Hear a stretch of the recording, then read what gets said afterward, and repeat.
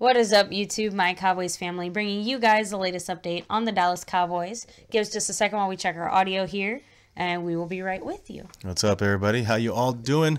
Try a little different opening to our nightly discussion. Tonight we have a really late night stream. We're sorry about that, guys. We're busy too. Yeah, it's with the holidays and the kids home and all that stuff, guys. It's gotta get a lot of hard things to caught get up. that info out there. So, but yes, guys, the show is about to start.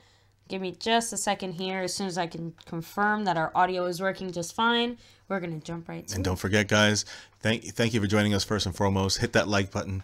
Hit subscribe if you're new. What is up, YouTube? My Cowboys family. And make sure you hit the notification bell for these live streams. Of course, we have our super chat recently just activated. Thank you all for that after 1,000 subscribers. All right, and we're all good. DJ Crown J will be talking with all of us in this big YouTube channel world, and we'll be talking with DJ Crown J tomorrow, some football knowledge.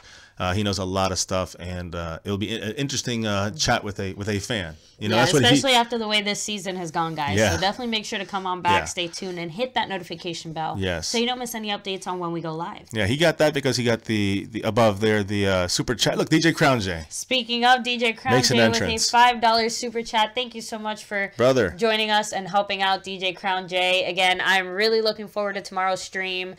I'm excited to hear what you have to say, especially after your comment that you were specifically talking about, you know, someone else's thoughts and how you felt about those thoughts specifically. So I'm looking forward to it. Yes, guys, sir. if you haven't already, make sure to join us then and Yes. subscribe. So gets bored from YouTube, gets a notification for live stream.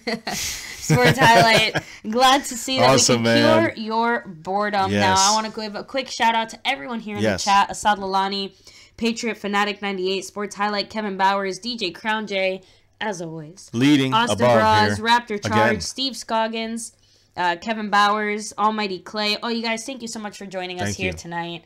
I don't know about putting Dak on IR for life, Steve. That sounds Yeah, but speaking a little of, extreme for someone only 2 years under his belt. So. yeah, let's talk real quick, guys. Jump right into the injury situation for the Cowboys this week, which is I guess of utmost importance since if you go. Since they said that anyone who's injured is not going to play. Right, Jason Garrett did say that. So anybody who's injured is not playing. Anybody who is basically he said anybody who is not injured will play. So, and I'm assuming that also means Cooper Rush since he's technically not injured. So, but he probably will not play a full game. You know, you probably see Dak play at least a half, probably three quarters. All this behind probably no Tyron Smith, who by the way did not practice today again, guys, with his knee. Let me just double check. Actually, let me double check that. I'm still predicting that it's going to be one of those things just like last year's Eagles game where all the starters or a chunk of the starters think they're going to play. They're going to come out on the field and they're going to tell them, nope, you're sitting down. Yeah, so did not practice. You know, Tyron Smith, he's not looking like he's going to play this weekend. Another one did not practice.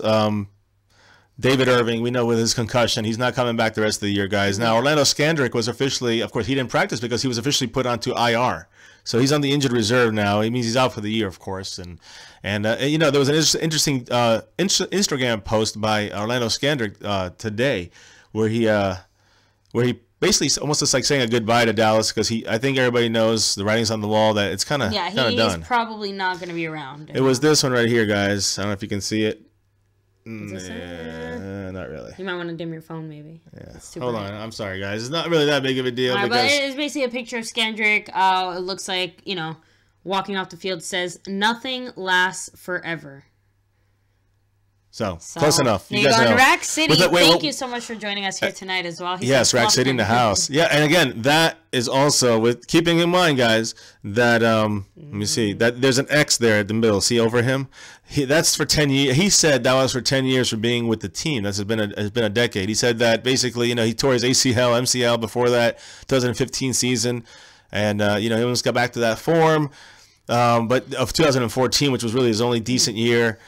He said about the argument they had on the field that day in Atlanta. Remember we were talking about which game? We thought it was the Chiefs, or I thought it was the Chiefs. Yeah. It was the Atlanta game. Scandrick was seen by the Fox cameras having a heated discussion with Jason Garrett. It was explained as nothing dramatic at all, just part of the game of football. Quote, he said, me and Coach Garrett were not going at it, Scandrick said. Me and Coach Garrett were having a passionate conversation, and he just listened, and I told him that we needed to finish games.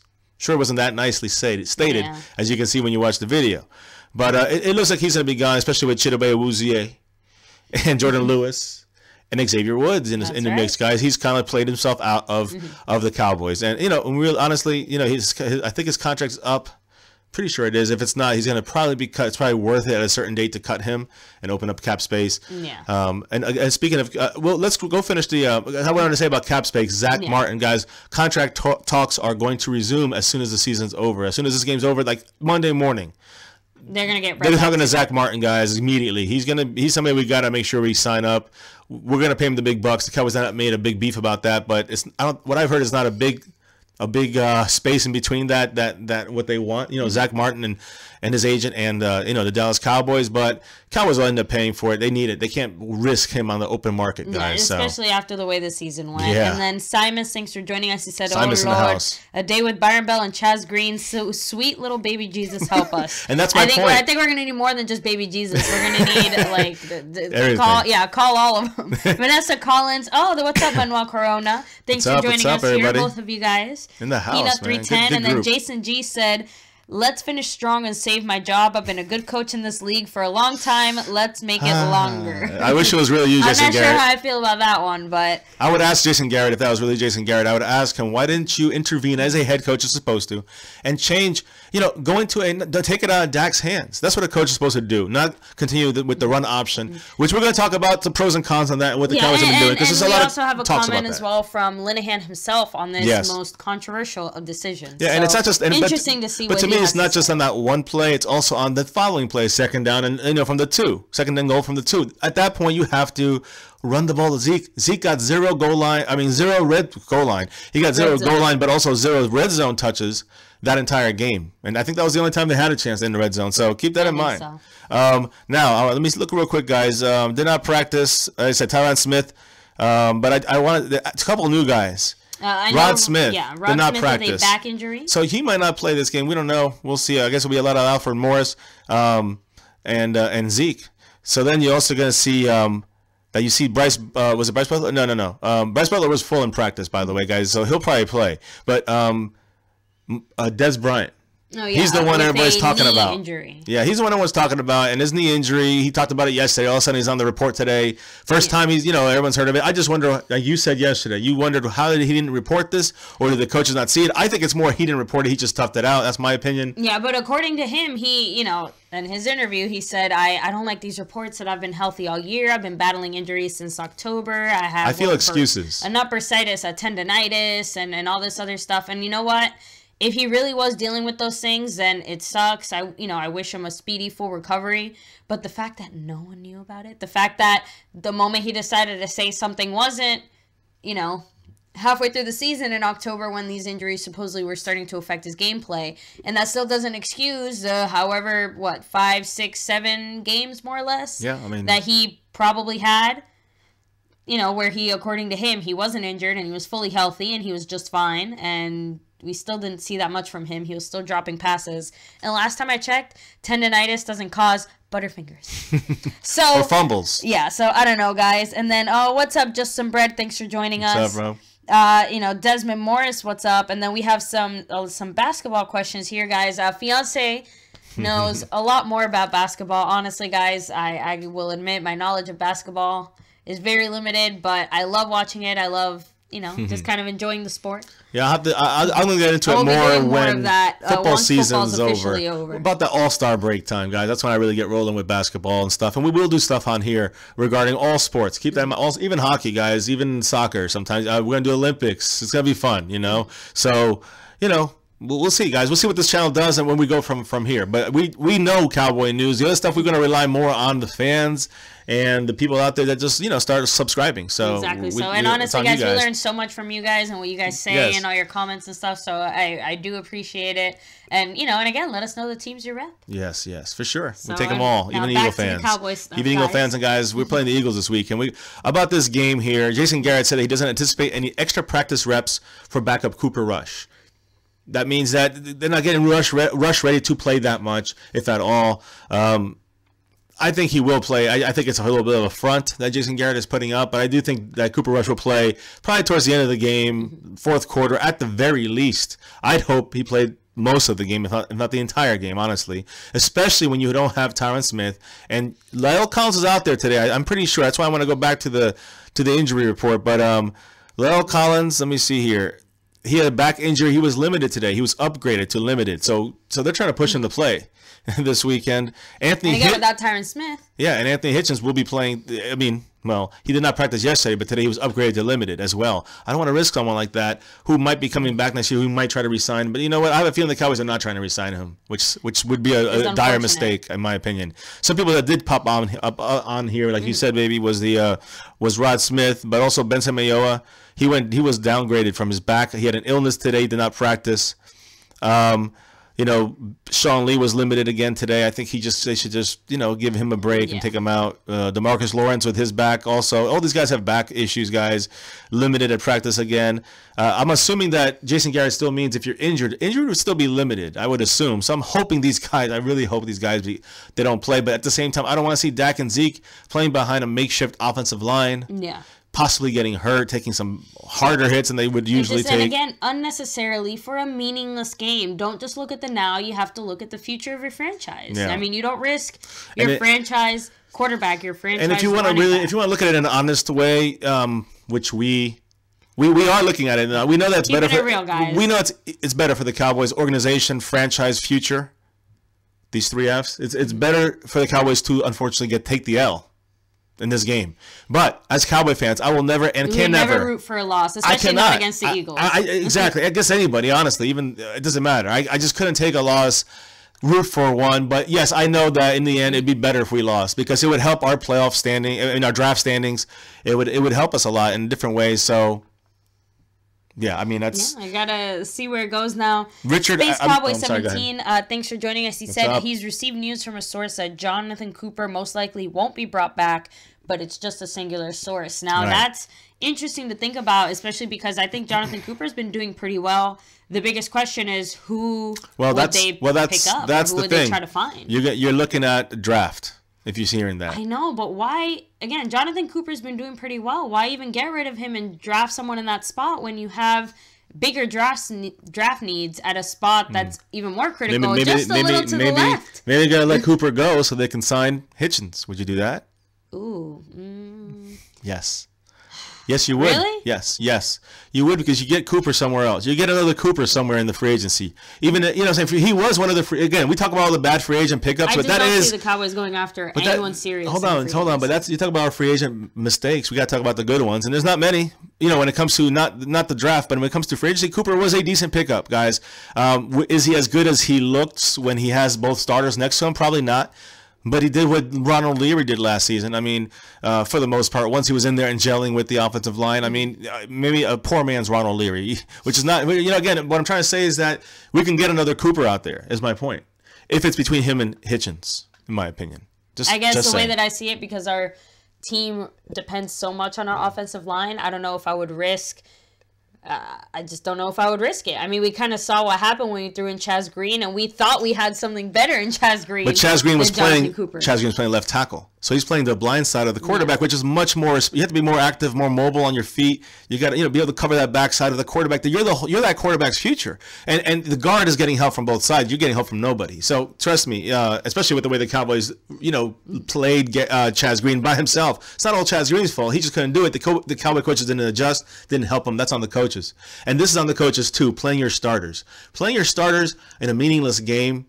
When you could, and again, here's what I'm hearing, guys, and I'm going to be honest, even though I'm talking this now, Skandrick is obviously on IR, but I'm hearing that Irving will probably be on IR. We're going to probably, stack the IR right now, as many people as we can, and I'm telling you him. There's a couple other names that are thinking about going there, but like Tyron Smith, those 3 guys. So we already have one, and then those other 2, that would open up 3 more spots. We got that one linebacker we pulled in from the practice squad. Probably take another couple guys and use them. Yeah. I would no matter what they're saying. That's my out on a limb, I guess you want to say, guess. It would be they're planning to, I think, at the last moment, probably by tomorrow, you're gonna see them move a lot of guys to IR and move a lot of guys off the practice squad or picked up on the free agency wire right now, and just move them onto the team and see what they got. And again, they might play Dak and Zeke for a quarter or 2, but And again, I don't know if that's smart. I don't think that's smart with a broken line. And this is again, who's in charge of this? Is it Jerry Jones? Because he's not making the call on this. No. You can't blame him on this one. Is it Dak or Zeke or Dez dropping it? It's not on them on this one. Is it Linehan? No, it's not on him on this one, and it's not Jason on Garrett. Jason Garrett's the head coach, and he's making the decision. Just like the coin toss, stupid idea. I think it is. I mean, there's a reason why 31 out of 32 coaches in the NFL always, when they win the coin toss, they defer to the other team. There's a reason for that. It's statistical, all right? Yeah, but Garrett goes against the grain because he thinks he's better than that. They're not doing it, because it's a safe thing or the whatever. They're doing it because it's a smart thing. It's if proven. you are trying to do these smart things strategy-wise in football, it makes sense to defer the ball. He's putting our team in a different. Again, this is the theme of the Cowboys season. This is the theme of Jason Garrett's coaching for the most part, his head coaching for sure. And he's been known as an offensive coordinator to be a gunslinging type offensive coordinator. That game plan was reinstated to a lesser degree, but a Romo-like. But a lesser degree of Romo this year with Dak, and again, it's not working that way. It's not that kind of Dak's not that kind of person. But with our offensive line's issues this year, that's really where I think we broke down a lot. That's where our team lives and dies. And I think the passing is third on this offense. I think we need to worry about the offensive line, number one, the running back, number two, and then the passing and receiver, the quarterback and receivers. That's the way our team runs, and Dak is more than capable to be that. And again, when he needs some big plays, you will see Dak make them. You see him making with his legs. Yeah. You see him making with his arm. I will say, I think that Atlanta game has scarred him mentally. I agree. That changed him this year. I think we saw a change in Dak. We saw him, and not saying that he was playing so fantastic before that, but he was kind of still finding his groove, showing flashes of it. The receivers really let him down this year, I think. But outside of that, Dak was just not as accurate as he was. Like, just completely different. Yeah. So, But he got rocked. And real quick, DJ Crown J, come on, give us a little hint, give us tiny little breadcrumbs of what your thoughts are, because I am curious. You've been keeping kind of quiet. I know saving it up for the chat, but drop a hint at least. So, and Cowboys legend, thanks for joining us here as well. L in the house. That's right. And guys, if you haven't already, make sure to hit like on our stream. It really does help out. Trust me, I wish Tony Romo would come back. I wish Tony Romo would come back. LL, you know that we would be the first ones calling for Romo to come back. And not even as a player. I would want him as a quarterback coach, offensive coordinator. Yeah, I know. He needs to be on the offensive side of the ball, telling people what to do. And help the defense some, too, how to read defenses. How to read defenses, but also, he can also play defense to be able to read quarterbacks. That's why I think his coaching expertise will become more handy. Anyone just standing next to Romo who hears him talking about football, I think just naturally learns it and gets smarter because of the way he sees things. But I think that's not going to happen anytime soon. I hope it does. I am with LL on this. He seems really happy where he's at. For now. I really wish he wasn't. But for now. And he's been getting accolades for that, so you can't blame him. And Cesar Duarte, thanks for joining us here as well. So let's hop right back into the just finishing up the injury thing of receivers like Dez Bryant, who's also automatically now, all of a sudden now he's on the IR with his knee injury. After he spoke about it yesterday, all blaming it on his knee injury and on other things like things in his, he's thinking about different things out there. We'll talk about that in a moment. But Richard Ash with his shoulder, who did not play, was limited. Cole Beasley with his illness did not practice again for a second straight day. So I don't know if you're going to see how many of these guys you're going to see out in the field. La'el Collins, again, like I said, limited. Hitchens, Malik Collins, limited. Anthony Hitchens was limited. So we might see these guys. I don't know. It's really hard to tell. I would say if they're limited or under, and going by Jason Garrett's words, these guys should not play. I'd say Bryce Butler probably is the only one on this list that would play, if I had to say, and take a guess. And some of these guys will be on IR, injured reserve, and they'll make room on the roster to bring up some practice squad guys to take a look at them. That's what the reality is going to be at the end. He can talk everything he wants. I don't see Dak Prescott and Zeke playing behind a makeshift half-back up offensive line. Yeah, and if they do, then I seriously question Jason Garrett's decision-making even more so than I already do. So, LL, thank you so much for joining us here tonight. Sir. Enjoy your bed and your sleep. Yes, sir. As far as the Eagles are concerned, I mean, there's one guy that didn't practice. That's Brandon Graham, the defensive end, with an ankle injury. He probably won't play, obviously, at all. This is a meaningless game for the Eagles as well. Everybody else, as they head into the playoffs. Yeah, I mean, as the number one seed, the road goes through Philly. Derek Barnett, defensive end, Daniel Ellerby, linebacker, Jalen Mills, cornerback, Halapatululi Vitali, the tackle, who came in for for their, for I forget, Justin Peters, and then or Jason Peters, Stefan Wazinski, guard, ankle. All these guys, full practice yesterday, full practice today. It's really up to the coach. They have really no injuries as far as currently. Of course, we know they lost, Darren Sproles. We know they lost, Carson Wentz. They lost their linebacker. They lost their tackle. And they had the next guy come in and doing good. They haven't lost yet. No. They haven't lost yet with Nick Foles, that quarterback, guys. So you got to give the Eagles credit and their management, their coaching. They're managing the things we don't have. You understand the difference between us and them this year, not last year. Because last year we played conservative and we whipped their butts. But this year they improved their team, and we stayed the same, and then regressed. And we stayed the same and then regressed based on the coaching. That was not that changed the game plan on offense, which changed the entire team, guys. And I don't blame the drops on Dez Bryant. That's on Dez Bryant, not on the coach. The bad passes by Dak is on Dak. I really don't blame anything on Zeke, honestly speaking, guys. I don't see he did anything wrong. Yeah. Maybe just being mature, that I blame him for, but that's not worth what he got, the punishment he paid. The 6 games in a label, that's not right. So Zeke is the innocent in this, and the offensive line, I don't really blame them except for the fact that the coaches don't get the depth on the offensive line ready enough. We had Chaz Green, we got Byron Bell and Cooper. Cooper came in, did well, but the other 2 guys, they're not going to do it. And even Looney, I have no trust in him as a guard. So he's just a backup center. We can keep him on the team because he's a swing tackle guard. He can play all the positions, but he can't play them well. So I just think it's a bad decision in keeping this depth that we don't have. So maybe drafting depth later in the draft would be smart. Again, it really depends. And I mean, 3rd or 4th or something. Yeah, depending on what's available. Yeah, how strong it is in the early rounds. A lot of things we can draft, like linebacker, safety, offensive line. Those are the main things I think we should concentrate. And receiver, maybe later. So, Buddy Johnson, thanks for joining us. Diane in South of Heaven, what's up, man? Thanks for joining us here as well. Now, DJ Crown J did give us a tiny little nugget. But before that, sports highlight, thank you so much. I appreciate your feedback. I'm glad you guys are enjoying us here, our live stream. But DJ Crown J did give us one tiny little nugget. He said he does want to keep Dez. Now, we've said it before that as far as Dez, and actually after this interview, pretty funny, he did publicly make a comment. They did ask him if he would be willing to take a pay cut. And at first, he kind of seemed to consider it, mull it over in his mind, and he was kind of like a fucking 10 seconds. Yeah. And then he's like, no, I never would because I know what I'm worth. Now, do I disagree with Dez? Not necessarily.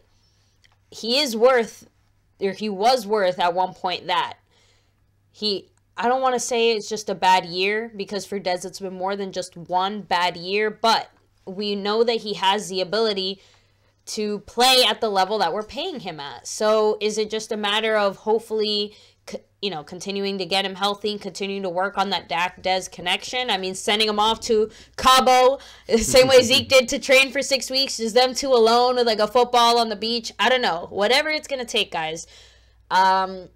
Do I think Dez is going to be able to stay on this team without a pay cut?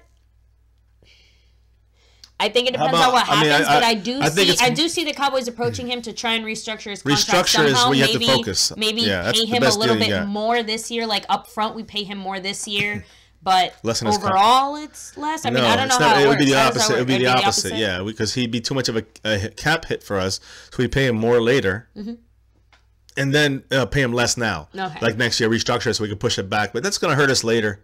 Why are we doing this for Dez Bryant? Is he worth to do this? I mean, and that's the thing, guys. I don't know if he's ever going to be elite again. I'm sure he can be. I'm sure another team will use him properly, unlike us. I almost want to keep him more because I'm scared someone else will take him and will use him better. And, and that team might be the Giants or the Eagles or the Redskins. And that's the thing. That'd be the worst. I mean, I think for the Cowboys, I think it's important that we focus on, it's going to be a business decision in the end. No matter what anybody tells you, no matter what you think or say, no matter what I think and say, what do we want or don't want. Football is a business. Right. So it's going to be about crunching the numbers.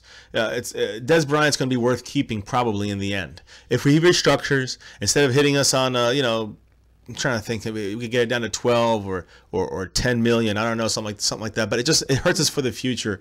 The point is that he gets cut in the future. We still have to take a cap hit on that in the future, a big one, like we're doing on Romo right now. Now, here's my question for you, since I don't know how this works. Let's say the Cowboys tell him, okay, we want to restructure your contract, whatever. What if he says no? Who? Like, can Dez do that? Like, can Dez say, no, I don't want to restructure? Like, you're going to pay me this? Or I'm he could say that. Yeah, of course. I mean, could he leave and still get paid? If he chooses to leave the team, can he choose? No, to leave he's not going to leave. No, he's not. I'm not saying he's going to leave, but what if they tell him like, "Oh, we're restructuring your contract, or you're gone"? You can't do that. He has to have agreement on that. It's like opening up a. All right, no. That's a certified. Yeah, exactly. Yeah, that's what I'm trying to understand here. A legal document. And DJ Crown J, I'm really excited to hear your thoughts on why you think Dez should stay tomorrow. I'm really excited, and I don't expect him to take a pay cut. It's definitely going to be interesting to see how we work around the Dez problem. Does that mean that we get rid of some of our other receivers then, like Cole Beasley? I've been hearing a little bit of that. I mean, again, Terrence Williams, we signed him to, this big 4-year contract. I'm not saying he had a great year, but as far as our receivers, he was one of our standout receivers this year. Yeah, I mean, again, it's just. I don't know. I don't even know what to go with when it comes to our receivers. I'm confused as to what the Cowboys want. I was jumping all over the place trying to catch. But here's the thing, guys. As far as the these are unrestricted free agents that are wide receivers upcoming in this upcoming season. Okay. Here's like they're ranked by this guy, whatever. It doesn't matter. Here's basically a list of them, guys. Jarvis Landry from Miami, #1 rated guy here. Allen Robinson from Jacksonville, who I think is somebody that we could look into. But again, is he going to be rated that high? He's going to cost a lot of money, so probably not. Sammy Watkins from the Rams, who I'm not really sold on yet, but maybe in the right system. Again, do we have the right system? I don't know. We need somebody fast. Devontae Adams, Green Bay. Paul Richardson, Seattle. Marquise Lee, I guess. Yeah, from Jacksonville. Taylor Gabriel from Atlanta. Ooh, that would be someone that could replace Beasley. Yeah. I don't know. If that's the direction that the Cowboys are looking towards. But we have a Switzer still, so it's like. But we don't use the Switzer. At least not as a receiver. I don't know. Dante Moncrief, who I think is somebody we can think about. Maybe he's been injured, not really been able to show as much. He's going to probably be unrestricted. He's unrestricted free agent, probably not going to be signed right off the bat. So someone we can look into again, lower on the list. Sure hands, we think. Jordan Matthews from Buffalo. Terrell Pryor now, he's interesting, from Washington, formerly from Cleveland. I always like taking players from our NFC rivals. Yeah, I know, but I don't trust him. He used to be a quarterback. He had a good season in Cleveland when they were pretty much crap 2 years ago, and then or last year, and then this year's with the Redskins, and he kind of bummed out. So I don't know if I trust him, but if you get him cheap, maybe it's worth a risk, a 1-year deal, something like that. Dontrell Inman. All right, from Chicago, who's their #1 guy. He don't get the ball that much from Trubisky, so somebody that maybe we could. I think he used to be with the Chargers. Yeah. Albert Wilson from Kansas City. I just never like any receivers from Kansas City. I don't know why. It just it never works out for me in my mind. But that's a list of the top 12 in this guy's list here from the NFL draft. Draft expert that said about that. I don't know, guys. Tell me what you think about those guys. Some of those guys sound like maybe they could be affordable to and be another supplement to our team if we want to bolster it. If we get rid of Dez, we could maybe go for some of the guys higher up on this list. But again, I don't know if we can. It's going to be cost affordable business wise to get rid of Dez. But again, I can't. Every time he drops the ball, it's another groan, and everybody in Cowboy Nation.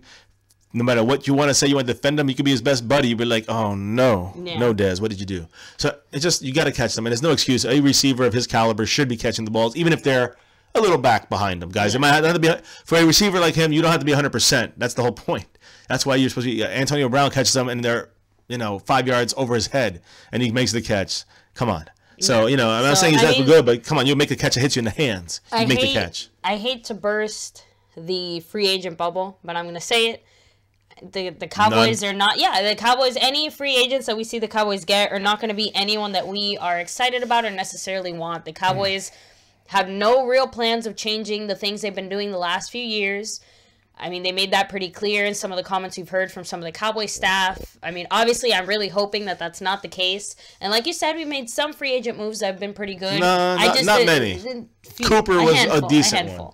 But I'm going to be real, guys. They're going to keep it in-house. They're going to re-sign a lot of players that we already have. They're going to, like you said, move up some players from the practice squad probably, and they're going to very heavily look at the draft. Free agent-wise, they're going to plug a few holes, but it's, again, I just don't think it's going to be anything like what we want or what we expect or really what we need, because the #1 free agent, need, I think that we have, we've said it before and I'll keep saying it, is left tackle. We need an experienced left tackle, and we need to get him through the free agency. If you're going to keep Tyron Smith, you have to do that. That's it. And if you value Tyron Smith, or if you value your offensive line, you're going to find a way to plug that hole, because if that Atlanta game wasn't the moment where every single Cowboy staff member desperately Googled, available left tackles in free agency or something, then I don't know what to say. And I'm not saying I know who should be the person back there, because that would take, a little bit of research, and we will give you guys our thoughts later on. But, it just don't risk Tyron Smith like that. Don't risk our line like that. Yeah. Yeah, so for sure, I don't know. Guys. So yeah, we can't wait to talk to you tomorrow, DJ Crown J. Yes. Buddy Johnson, I'd rather have Romo as our offensive coordinator. Trust me, we do at least, too. We'd at least starting off as a quarterback coach or a quarterback coach / defensive assistant coach. I don't know what to say, because I think he could help the defense a lot by being able to read quarterbacks and what they're doing. When he watches game film, he can help the quarterbacks as well. I mean, the linebackers and the cornerbacks and the defensive ends and tackles. He can help them on defense as well. But anyways, again, that's why I think he could be an all-around great head coach, maybe when he's 50 or something. But right now, guys, he has to work himself up. He's not going to just go right into the coaching as a head coach, and he's going to have to start as a quarterback coach on a team. Why not the Cowboys? Yeah. But maybe after 5 years of his some booth stuff up there. Yeah, and for whom the bell toll, no hailing Chaz Green.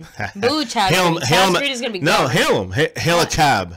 Hail Chaz Green a cab. Get out of here.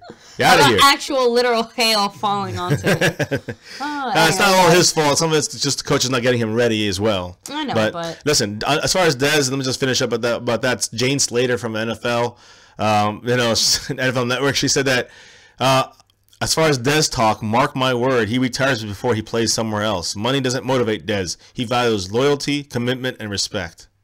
But what happens? But really, you believe that? Because I don't. I don't believe that when it comes to when it's going to get tough. He's not going to stick it out for loyalty for the star. But why? He's going to go somewhere else. The reason is because the star has no real loyalty to him. Let's be real, guys. At the end of the day, the NFL is a business, and Jerry Jones is going to do what he has to do. Now, you're right. There's two sides to every story. Have you seen him do certain things though, out of the kindness of his heart for certain players, like Tony Romo? I mean, the way that he was able to end this season, retire Cowboy, all that stuff. Obviously, Jerry Jones had other options he could have taken that maybe would have saved him more money or benefited the team more. But obviously together they worked with him. I think that Dez will end up retiring a Cowboy, possibly, because I do see him as somewhat loyal. I just think that he's going to have a big reality check when the Cowboys are no longer loyal to him necessarily. And then we'll have to see what he decides then. Yeah. I mean... Yeah, I mean, it's gonna be. It's gonna. We don't know. It's gonna definitely be a lot of stuff going on out there. But again, look, right now he's under contract. Right now, Dez Bryant is a Cowboy. Yeah. He has no plans of not being a Cowboy. And the Cowboys don't have any plans right now to get him out of there and change that. Right. So, will they ask to restructure? Probably. Will he do it? Maybe. He actually retweeted something today. Him and Terrence Williams retweeted a tweet that said it was from another NFL player, and I don't know if I have it on here, but he basically said to him, not to him, but he was just talking about the Dez situation, and he's like, he's not going to take a pay cut. That's stupid, and it's true. Why would anybody take a pay cut? You don't take a pay cut, but he said, ask the man to restructure. See what he says, and Dez Bryant retweeted that statement. So that's a hint to maybe he's down to restructure. He knows that if he gets cut, it's gonna cost Cowboy in the future. Let's say in 2 years, 3 years. And nobody's going to pick him up in the NFL. He's going to have to get cut. He's going to make a lot of money off of that. All right, he's going to get most, if not all, of his contract. And then somebody else is going to pick him up and sign him for another multi-million-dollar contract. So he's going to make out in this in the end. Don't feel sorry for Dez Bryant. But it's going to help the Cowboys. The only person that costs money for is Jerry Jones, and because it's Jerry Jones' mistake. Same thing he did with Romo. It's costing us still.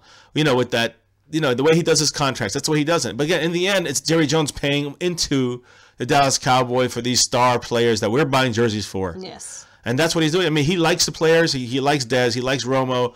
He likes, all these guys. He's going to incorporate Zeke and Dak into this as well. Mm-hmm. But my point is, and he's good to his players. But my point is that in the end, I do believe that it's something else than this. It's about marketing his stars. And again, that's cool. Dez Bryant, that's fine. I think, is starting to no longer be a star. Well, again, the star is falling. People buy the jerseys, then he's still a star. As far as Jerry Jones is concerned, people buying the X88 and the X. Throwing up the X. Yeah, I mean, he needs another touchdown, against Philly or something like that, and then if he plays, and you know, the X is there, and then some people buys, a couple more people buys jerseys. You know what I'm saying? So, you know, Jerry Jones happy with that. I mean, I guess we'll have to see, guys. It's really we'll have to see what it equals as far as what we're going to pick up for the $12 million that opens up. If we do it before June 1st, and we cut them before June 1st, let's say, we get $8 million on the salary cap. If we cut them after June 1st, we get $12 million. When there's a lot less options out there at that point in the free agency market. So that's the catch-22. But either way, I don't think he's going to be cut anytime soon as well. You asked me if I think he should be based on just football abilities. I think that we should get better coaching in there, first and foremost. Better receiver coaches that can teach him and use him better. Better offensive coordinators that use him better and help the team, help him, help Dak by running the ball more often, being more run-heavy, 60-40, 65-35, not 48 run and 52 pass. You see? And we've been in leads or in close games most of the season. So it's not an excuse that we're always losing. We have to run and you have to throw constantly. And again, against tough teams, you know, we were holding our own, but we were playing like we were losing the whole game to, you know, like we were like the Cleveland Browns, you know, or the 49ers without Garoppolo, you know, always down by 14 points or 17 points in the second quarter. That's why we seem to play most of the time, but like we can't run the damn ball. You know, we start with the passing. I want to touch on Linehan. Yeah, I want to touch on Linehan's and that's Garrett not overruling him. But yeah, let's talk about his comment. Baby, I know you have it here. Linehan basically responded saying, and again, I'll say it. Go ahead and read it. Here, you can if you want to read it. It's kind of so this was Linehan's response to everyone asking him why they chose to pass on the goal line. So he said, "Well, run pass options are part of it. So it's called run on a first down. But if the free safety's blitzing, you know, it's going to be a negative play." So that means Dak saw that. He saw the safety coming up. So he changed he knew that he was going to take the ball and look for the pass. Safety's coming up, that means that spot's open. But Earl Thomas kind of back into that spot. So go ahead, I'm sorry. I just wanted to clarify that. That's why Dak made the right call, but he was given that call from the coaches. You should just be lining up in a I formation, all right? Let's put it simple. Go ahead. I'm sorry. So he said, so we missed that opportunity. Okay, I'm sorry. Excuse me. So we missed that opportunity. And so as you look at it, if you call a run again, you talk about having to keep the clock running when you're ahead. Well, you've got to keep the clock not running when you're trying to catch up. No, sorry. I'm going to stop there. Okay. So now he's saying, and let me understand this right, that the reason they didn't want to run the ball is because they didn't want the clock to run out or run out of time. God, it's the freaking second quarter. No. Wasn't it? No. Let me get you back. It was the fourth quarter. But the point was that it was still like 8 minutes or 6 minutes, something like that in the fourth quarter. At that point, weren't we only down by like 9 or something? Yeah, well, that was a lot when you have. It was 8 minutes 10 minutes when we started the drive. But so you're telling me you don't trust your team to score a touchdown then, and then at some point in those 8 minutes at least get a field goal? Not 8, 6 minutes, because at that point it was about 6 minutes in the game when we were getting that point to score, and then we didn't get it. Okay. So all that aside, then where was the clock management or the worry about the clock management in that Green Bay game? Hold on, pause. I agree with you, but pause for a second. That's the whole point of that, is that 6 minutes and 53 seconds, all right, or 5 minutes and 52 seconds, or whenever it was when Bailey missed the field goal. Yeah. You know, that situation is not that big of a deal at that point. You punch it in, you got freaking 5 minutes, 6 minutes still to go in the game. Are you kidding me? It's not, why do you not try to score? There's no reason the clock management comes into play at that moment when you have that's a simple 101 coaching. I'm sorry, guys, and I don't know who else would disagree with me on that, but do you worry about the clock to that extent when you're thinking about the fact that, you know, oh my goodness, we have to hurry up and throw the ball because we have 6.5 minutes to play here in the game and we're down 9 and we're at the one goddamn yard line. I mean, you gotta be kidding me. That's just ignorant. That sounds like an excuse to me. Anything else that he had? No, I agree. Let me see. Stupidity. And make sure you hit that like button if you agree, guys. He said, so sometimes you're making the throw. He said, so sometimes you're making the throw based on what coverage you're going to see, and if it works, everything's fine. If it doesn't, I'm sure in any loss, you're going to have a lot of naysayers out there criticizing what we do, but that doesn't really affect our approach on what we do or how we do it. Guys, we've called out the Cowboys multiple times on their play calling, Linehan and Garrett for not stepping in, and that's his main issue. He's the coach. He needs to step in and change things when he sees things are consistently making mistakes with the offensive coordinator, directing this team on offense and directing Dak. So I mean, to me, exactly. DJ Crown J, you're saying right there. I don't care what the play was. Linehan should have told Dak, run it. Damn the clock. We were losing. You don't trust the best running back and one of the best offensive lines. And the clock, we still had 6 minutes, guys. That's the point. If you can't trust that line to get you 2 yards and you can't trust Zeke to get you 2 yards, then just get off the field. Stop playing. Like, go find yourself another job at KFC or something because you can't grasp. I mean, we just got Zeke back after 6 games, and we got him back for this crap. Rack City, we're just real quick. We're going to be doing a lot of stuff on the off season. Of course, keeping up with everything Cowboys, everything NFL. Always. Still, definitely doing some basketball. Definitely doing a few other sports, and we're going to be doing a lot of analysis, of course, in general, just on the Cowboys and free agency draft, that kind of stuff, guys. And we're going to have people come in and help us on here too on the channel when it comes to more specific stuff like college players, we have some specialists coming on here in the next couple of months. Though we're still going to be putting out content pretty much every single day.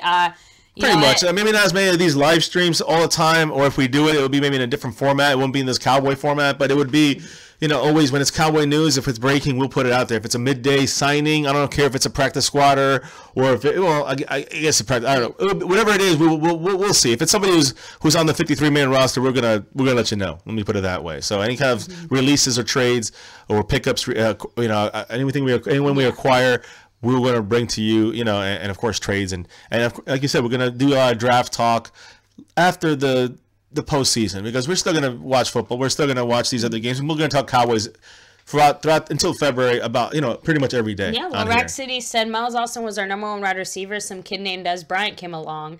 Dez going to get his job taken by a rookie. Let's see. Noah Brown. They're already calling Noah Brown baby Dez. Who knows? I mean, guys, again, who knows? Who knows?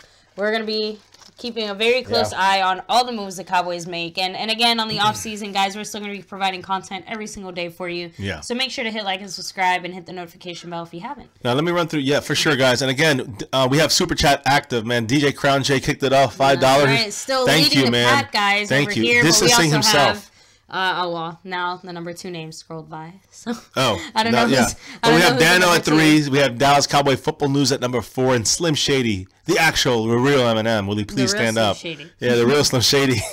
Slim Shady at number 5, and we'll check number 2 for you in a moment here. If I recall, I think it is LT Metters Jr. That's right. We should not disrespect him. He's a fantastic and hardcore Eagle fan, but much love to him for representing his team the right way, I guess you'd say. Matt, approvable for so being an Eagle. Thank you so much for joining us here. Yeah, we love to hear what all the other Cowboy YouTubers have to say as well, because, guys, we all have different thoughts, different things we think, and it's, interesting to hear everyone's different thoughts and opinions, especially when it comes to a lot of the problems Cowboys have. So, and thanks for joining us here. So, Triplet Cowboys 90 said, hopefully we do go 8-8 to get a lower draft pick. Again, I got to talk about that too. There's so much to talk to. I can never hope for it, but man, let me run through some stuff, guys. And we're gonna catch again. If you guys really want to throw us a question, a specific thing, super chat us. I think it's $1, right? It's a cheap. So super chat us, and we will see it. And if not, we'll try to catch you guys either way, on here.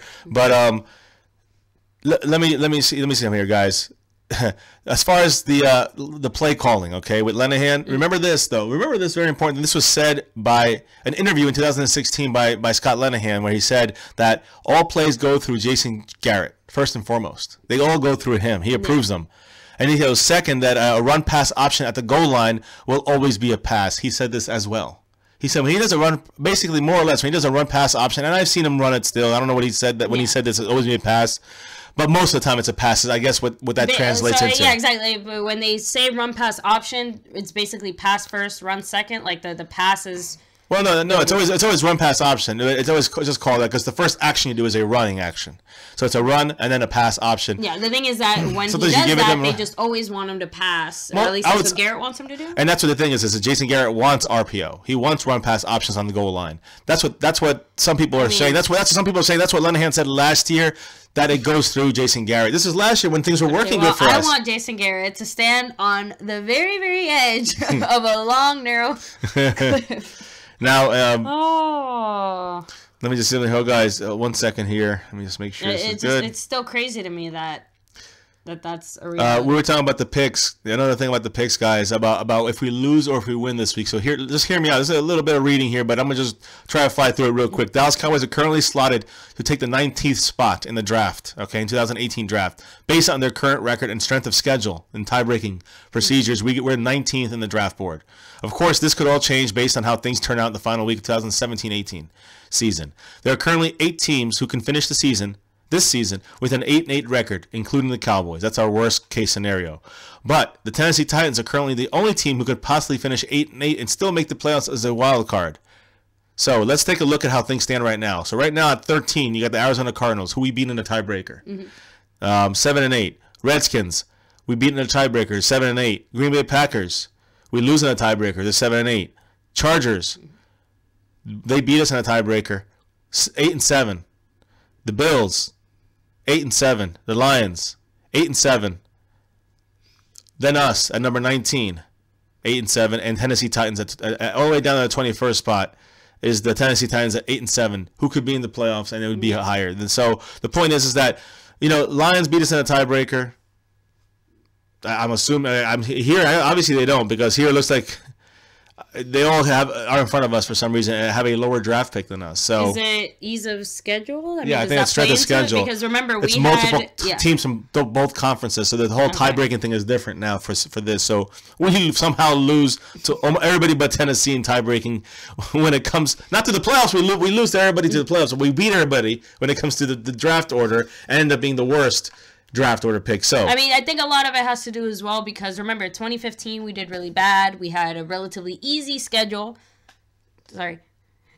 Easy schedule for 2016. And we did really well, which means that of course this season we had a really tough schedule. Yeah. So, some of these other teams might have had, I guess, tougher teams or tougher schedules. Yeah, basically, that's what they're saying. Depending on their final records, yeah. And that also depends on things we can't help. Depending who wins this weekend and who doesn't, some of the people that we're tying with might be a percentage or point different, True, behind so us. they might either go up or down. Maybe a team like Chicago beating somebody, might have helped the Packers stay a draft pick. You know what I'm saying? Just because the way it breaks down, it's crazy. It could just be something that's not even related.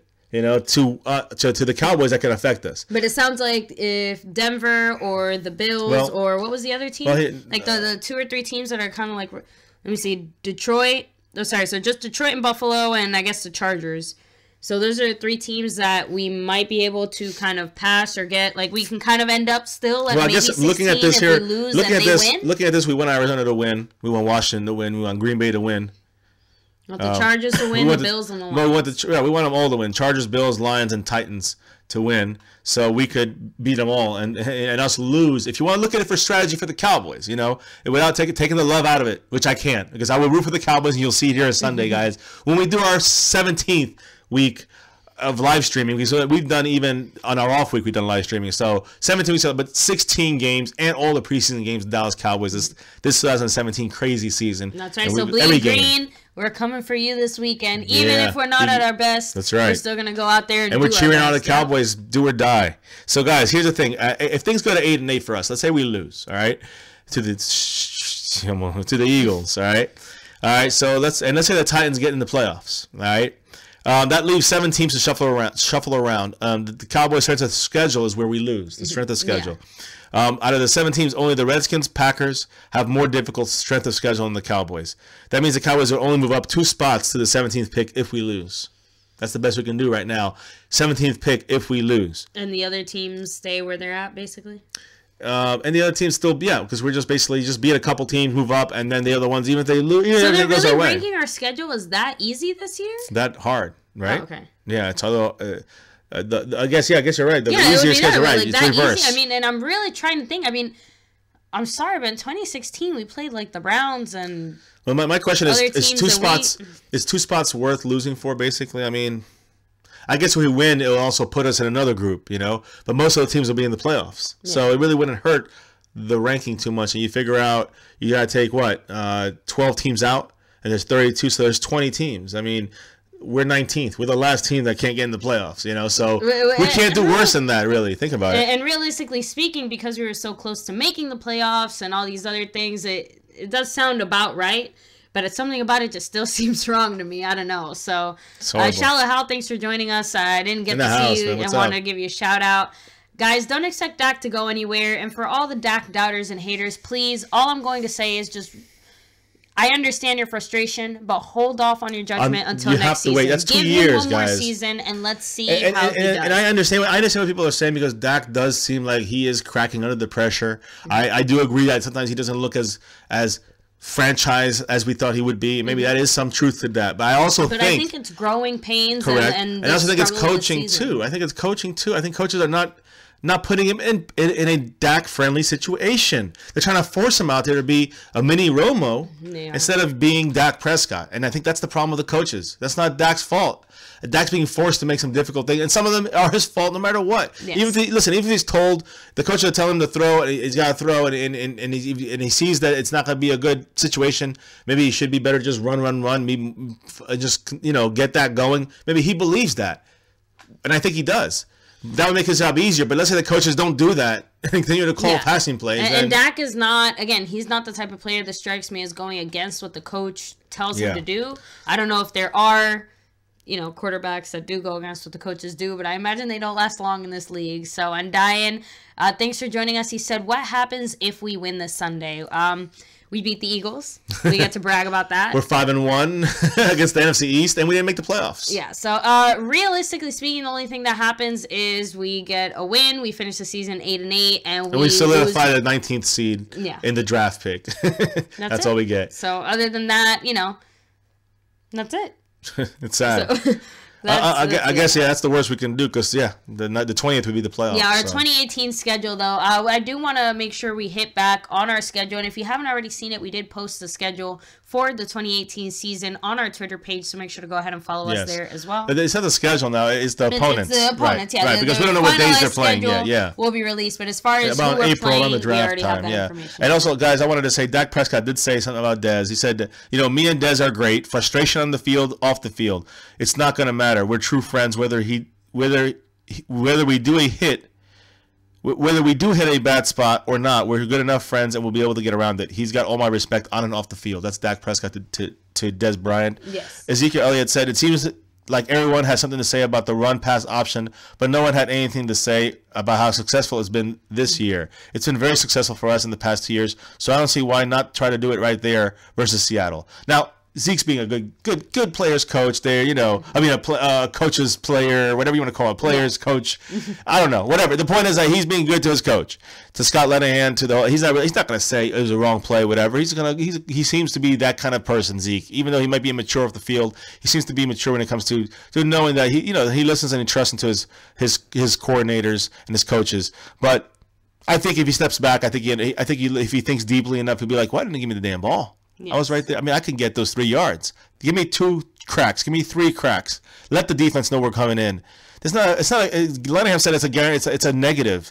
It's a negative of yards. That's not true. Yeah. If the safety blitz, even if they overdo it, yes, there's probably going to have. It'll be harder to get through. But we have the linemen to be able to push forward a little bit and give Zeke a little bit of running room there, and he'll go in there and he can outrun or outpower 2 or 3 guys. So when you put that in consideration, he can get those 3 yards in 3 plays. But we go, run pass, which giving Dak the option, which again, Dak made the right read initially, and then he made the wrong read when he missed Breezy, but he was under pressure, and then he had to run for it. Then the next play we pass, holding by Byron Bell. And then the next play we get sacked, and the next play after 4th down we can miss a field goal. So you get it all up. You're putting your team in a bad situation. You're putting Dak Prescott in a bad situation. And you're not going to your strength, which is Ezekiel Elliott. And yes, your offensive line, even with Byron Bell, his blocking in this game was still decent in the run, not in the pass, which is where we went to. We went to our weakness. We played to our weakness. And can I also add that this is all against one of the worst goal line teams? Is it? Are they? I know Seattle really struggles stopping teams right at the goal line. I know in the past they've been really good. At least this year for sure. They struggled at the Rams. They struggled with... What other game? There's one other game, guys. It's off the top of my head. Don't forget the Rams loomed the hell out the week before that. Now, I just really quickly, I mentioned it before, I want to touch on our schedule for next year just very quickly. So our home games are, of course, our divisional rivals, Philly, the Giants, Redskins. We also face New Orleans, the Buccaneers, Jacksonville, Tennessee, and Detroit. Those are all at home. And then away games, of course, once again, our divisional rivals, so Philly, the Giants, and the Redskins. And then away, we face Carolina, Atlanta, Indianapolis, Houston, and Seattle. Now, guys, 3 of those teams right there are either playoff teams right now or teams that when you play them at home, even when they're bad, they still somehow manage to be good. And that's Carolina, Atlanta, and Seattle. I would say there's some Houston teams. And I'm going to mention Atlanta because Deshaun Watson. Yeah, I'm adding Atlanta to that list because of the way that they personally handed our butts to us this year. They're officially, you know, they're kind of our Green Bay of the 2016. Like, they just crushed us. They embarrassed us. And we have to redeem ourselves. And after you say that, if the coaching staff would have helped Chaz Green just a little bit, we might have been able to win that game. And we would have been in the playoffs. So just we don't deserve it though. We still don't deserve it. We don't play like we don't do what we needed. And again, you repeated that thing. I'm going to say that for Ezekiel Elliott, he needs 120 yards to hit 1,000 for the season in 10 games. I hope they let him get there, but again, risky. You don't want to risk it. It's not that big of a deal. He has 2,511 yards. So 2,511 yards, rushing yards in 24 games, which is, by the way, guys, the most ever by a Cowboy in his first 2 seasons, while Emmitt Smith had 2,500 yards from 90 to 91. So, you know, and he played a lot more games than Zeke did. So that's a big deal. I said it yesterday. I'm going to say it again. I like that. Now, Zeke says that I think I already said the thing about the but there was how people say though the players are upset, and we talked about Skandrick earlier with this thing on the field against when it was the Falcons and he was kind of screaming at him on the sideline there. The issue for several of the players is supposedly a predictable playbook. That's what they're upset about. Opposing teams know exactly where the ball is going. And we saw that because, again, every receiver was pretty much always covered. Dak never really had, someone open down the field. Even when Zeke ran the ball, teams knew how to slow him down and stop him But they didn't, though. But they did. That's my point. Baby. Okay, no, I'm sorry. No. You can't pretend you can't pretend the first 6 games didn't happen where Zeke, even when we did give him the ball or we did try to run and pound it in, he really was. I mean, even Zeke was not looking very Zeke-like at the beginning of the season, and that's because teams are starting to figure us out, and they managed to, again, I disagree. Maybe not stop him, but slow him down even more than they were. Well, here's the deal. Let's look at it's not 6 games, it's 6 weeks, but the 6 weeks was a bye. So the 5 games, the Giant game, he had 90-something yards, and there was really almost no need, although the Giants did play well. I give you that. Now, he had 94 yards. The Broncos, it was the disastrous game, and that was not his fault. That's the offensive line. But that was not his fault. That was not Zeke's running. Then the next game was Arizona, which he did decent. He had a couple big runs and opened the game for the Cowboys. Underused them as well. The Rams game, once we started, we had the lead after Switzer's fumble. After the half, we came back and we didn't run the ball. So we didn't run the ball again until Green Bay at the end of the game, and then we scored too fast because we stopped the clock for the Packers and gave Aaron Rodgers a whole minute and a half. That clock management, right? That's coaching. But my point is, after that. So those are the Zeke games you're talking about. Yeah. After that was a bye, and then and then after that we ran roughshod over every single opponent. After that, I know they were easier. I know it was San Francisco. It was at San Francisco. It was at Washington, at Washington, and then home against Kansas City, who is a playoff team. My point is that we played these teams, and we played them, and we handled them pretty well. We beat them like a team that makes the playoffs beats teams they're supposed to beat. You understand? We didn't beat them like the way the Cowboys usually beat them when we squeak by a team we played down to their level. We beat these teams to the ground. And I'm talking about San Francisco. I'm talking about the Redskins, and we handled the Kansas City Chiefs very well because we ran with Zeke. We established the running game in all 3 games. And that's the thing is once we did that with a healthier offensive line and a gelled together with Jonathan Cooper on the offensive line, once we gelled that and we got Chaz Green out of there, when he was injured, we got throwing guys in at the last second in the Rams game. When we started and the coaches started establishing the run, then those 3 games were like magic. And then as soon as we lost Tyron Smith and then Zeke was gone too and everyone freaked out, which was not that. I'm telling you, we still averaged 4.5 yards a carry with our running backs when Zeke was gone. That was not the problem. All right, so we just didn't run enough, in my opinion, and that is what happened. In my opinion, I definitely agree we didn't run enough, but and that's why Zeke was not as good. And he's almost got 1,000 yards in 10 games. I'm still going to disagree with you, baby. I still think that teams still managed to figure out our running game a little bit more. I mean, and that Zeke was Zeke again. I'm not saying Zeke still isn't Zeke. There's only so much you can stop him or slow him down, but he got his ass handed to him a few times, and it just bad blocking. You can't do anything about that. And but not just bad blocking by our line. I mean, we can't put everything on our line or the people blocking. Like Zeke has made some bad moves, and other players again, they're just figuring us out a little more. Here's what I'm gonna say. That predictable playbook. There's only so much that our line and all these people can do if you already know what's going to happen. But in my opinion, the predictable playbook comes in mainly, and yes, some in the running game, in the passing game. That's where the predictability comes in, guys, in my opinion. And that's where I think that most of the players are upset about the fact that when we go to a passing play, there's 4 passing plays. There's the run option. Okay, who's going to get it, the running back or the quarterback? And if the quarterback gets to really run it, or if he doesn't run it, he's going to pass it. And then you got all the 3 guys going underneath, same pass every time. It's too simple, and that's what the players are pissed about. We want a playbook that is a 60% run playbook. If we do that, we win games. And the Cowboys, their idea of changing it up is doing like a double reverse to Switzer. That's stupid. Like what? Games. These little boys playing games. I'm still upset that we didn't see Switzer more as a receiver. So. I mean, yeah, and then Andrew DeCall said up until the Zeke suspension, Cowboys were 5-3 and hitting their strides, and then the walls caved in. Coaches didn't play to the players' strength, and they still don't. They still don't. They don't put Dez on the routes for those 3 games. They didn't. Yeah, I mean, more open. And Dez had a good game in there, and T. Will had a good game in those 3-game winning streaks. T. Will had that one game where he had like over 100 yards, and he had that big lungs. I mean, it just but we lost Tyron Smith and Zeke. I think the Zeke was more of fear from the coaching staff.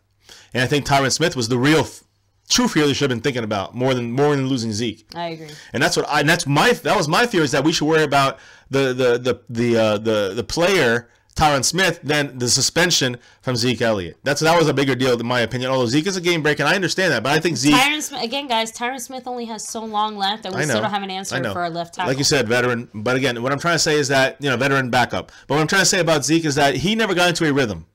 That's not really his fault. That's just the NFL on his, And so then, and then on top of that, you had the suspension, so that broke into it. Well, a man who's been through what he's been through this season, he almost has 1,000 yards in 10 games. That's amazing. Well, everybody, like you said, everyone's keen on him. I know. Well, yeah. Shallow House said teams are game planning to stop Zeke. They're putting 8 in the box. And Peanut 310 has a great comment.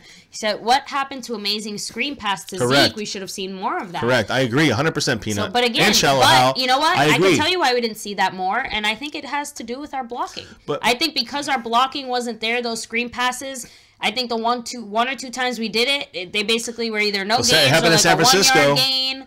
Our team, did that play against San Francisco, and Zeke got a touchdown on an 80-yard, screenplay. But other than that, do any other screenplays really stand out this year? Is it because the Cowboys didn't do it as much? They didn't do it as much for sure. I don't know. But again, when we talk about Zeke at 8 in the box, we still, if you look at 8 in the box, I'm going to look at the information one of these days, Shallow Hal, and that's a good thing you're saying, but I'm going to look at the percentage. And when they had 8 in the box, and I saw 8 in the box, I saw 9 in the box, and I saw Zeke at 4 yards. Averaging 4.5 yards with that many in the box. I don't care if that's 10 in the box. Run Zeke a couple times and then you throw it. Okay, you open up everything.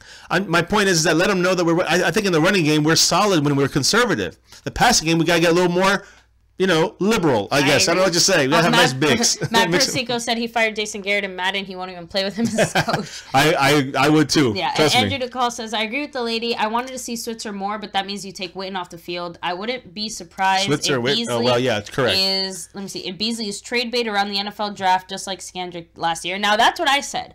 I said that if any of our receivers go, if it's not going to be Dez, I do think it will be Beasley. I hate that because I love Beasley, but you gotta put up. Let's talk about the receiver. Now you're saying about a lot of people saying Devontae Adams. I'm saying Devontae Adams, but he has. Isn't he really hurt? He has 2 concussions. Yeah, he has 2 concussions, and that could be big because he goes one more. As you sign him next year, and he gets another concussion, then he might retire.